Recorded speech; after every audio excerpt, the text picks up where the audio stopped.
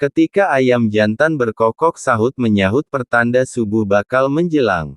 Di tengah embusan angin dingin yang membawa gumpalan kabut, Raden Ketip tersentak dari kehanyutan jiwanya selama mendengarkan pengungkapan kisah Syekh Datuk Abdul Jalil dari Susuhunan Kalijaga. Ia merasakan betapa tirai rahasia yang selama ini menyelubungi kehidupan Syekh Datuk Abdul Jalil makin tersingkap seterang matahari di siang hari. Namun demikian, sekeping tanda tanya masih tersisa di benaknya tentang akhir hidup sang guru suci tersebut. Lantaran itu, setelah menarik nafas panjang berulang-ulang, ia bertanya kepada Susuhunan Kalijaga. Kami sudah memahami semua kisah tentang beliau, oh Paduka Guru, tetapi masih tersisa tanda tanya di benak kami yang bebal ini. Maksud kami, jika Paduka Guru menuturkan kepada kami bahwa Syekh Datuk Abdul Jalil tinggal di selatan Dukuh Lemah Abang di Caruban dalam keadaan hilang ingatan akibat tarikan ilahi. Apakah yang dibunuh di Demak itu Syekh Lemah Abang yang bernama Hasan Ali? Raden Syahid diam. Setelah menarik nafas, dia berkata, engkau benar, yang dibunuh adalah Hasan Ali. Tapi dia tidak dibunuh di Demak, melainkan di kediamannya sendiri di Kanggaraksan, Kuta Caruban. Dia ditikam dengan keris kanta naga milik saudaraku, Syarif Hidayatullah. Sedang Syekh Siti Jenar yang bernama San Ali Ansar dibunuh di Pamantingan. Tapi cerita yang kami dengar, Syekh Siti Jenar atau Syekh Lemah Abang dibunuh di Masjid Agung Demak dan di Tajuk Agung Caruban.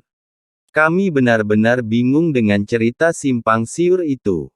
Raden Syahid tertawa. Kemudian dengan suara digetari wibawa dia berkata menjelaskan.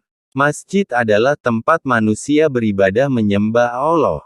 Masjid maknanya tempat bersujud. Lantaran itu, sangat jahil jika masjid digunakan untuk mengadili dan membunuh manusia. Bahkan, lebih jahil lagi kalau sampai terjadi bangkai anjing dikubur di mihrab masjid.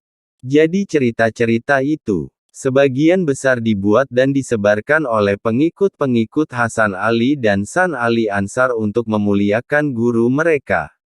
Mereka reka cerita jika jenazah guru mereka menebar wangi bunga. Mereka membuat-buat cerita jika anjing jelmaan guru mereka itu dikubur di mihrab Masjid Agung Demak. Lalu cerita tentang bangkai anjing itu bagaimana? Peran Majelis Wali Songo bagaimana?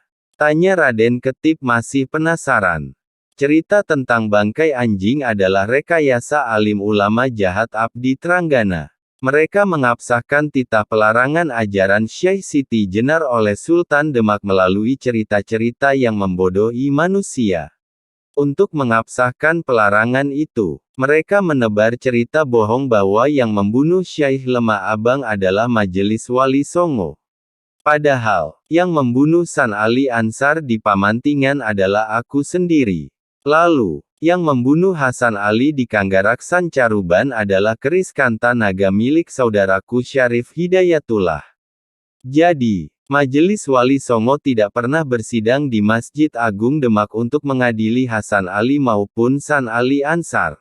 Itu semua kabar bohong yang dibikin alim ulama Tranggana.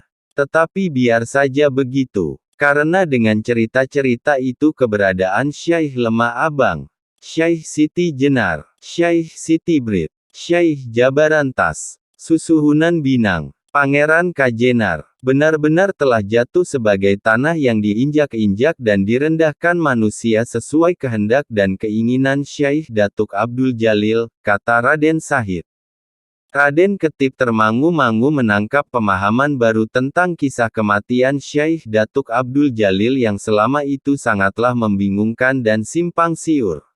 Dengan penjelasan Susuhunan Kalijaga yang begitu terang, ia menjadi paham dengan teka-teki yang pernah disampaikan Syekh Datuk Bardut tentang sang Raja Wali yang pengarung kesunyian di an kehampaan.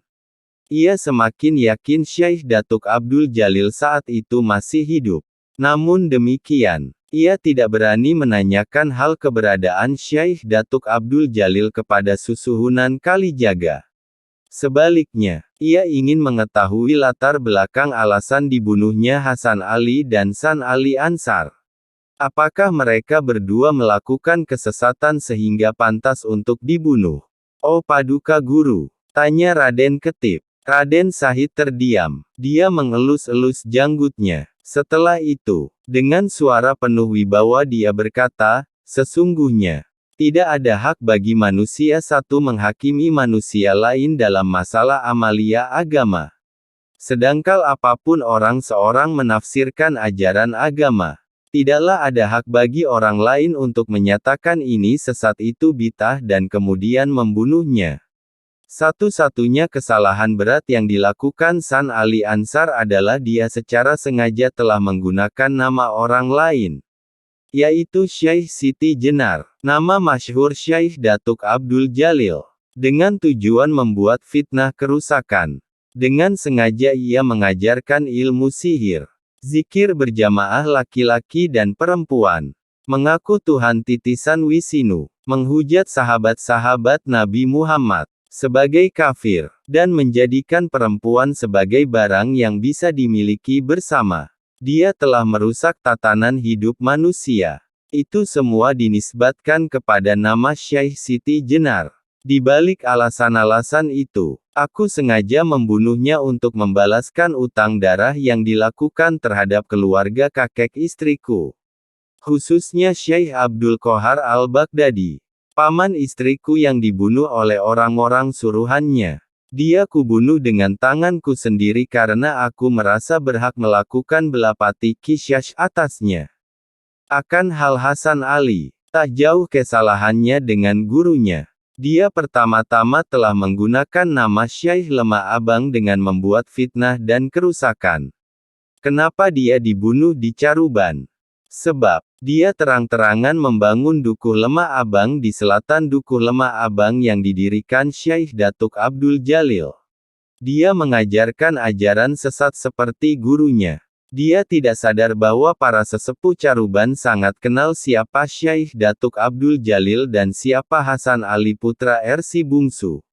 Kesalahan yang terbesar, dia memerintahkan pengikut-pengikutnya untuk membunuh Pangeran Bratakelana, putra saudaraku Syarif Hidayatullah. Dia sangat membenci Syarif Hidayatullah yang dianggapnya merampas haknya sebagai pelanjut pesantren Giri Amparan Jati, yang didirikan Syekh Datuk Kahfi, suami dari uwaknya. Dia menganggap lebih berhak menjadi guru suci di Giri Amparan Jati dibanding Syarif Hidayatullah. Dia tidak pernah tahu jika yang mengangkat Syarif Hidayatullah sebagai pelanjut Syekh Datuk Kahfi adalah Syekh Datuk Abdul Jalil, yaitu santri terkasih dan saudara sepupu yang diamanati Syekh Datuk Kahfi mengembangkan pesantren tersebut. Bahkan Syekh Datuk Bayanullah, adik kandung Syekh Datuk Kahfi, tidak sedikit pun pernah menyoal masalah tersebut.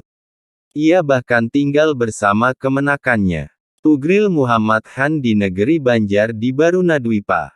Raden Ketip terdiam. Ia benar-benar merasakan kelapangan terhampar di dadanya. Benaknya yang digelayuti tanda tanya pun sudah terang laksana langit pagi hari tanpa awan. Semua telah terang. Begitulah kisah akhir hidup sang guru suci, Syekh Datuk Abdul Jalil.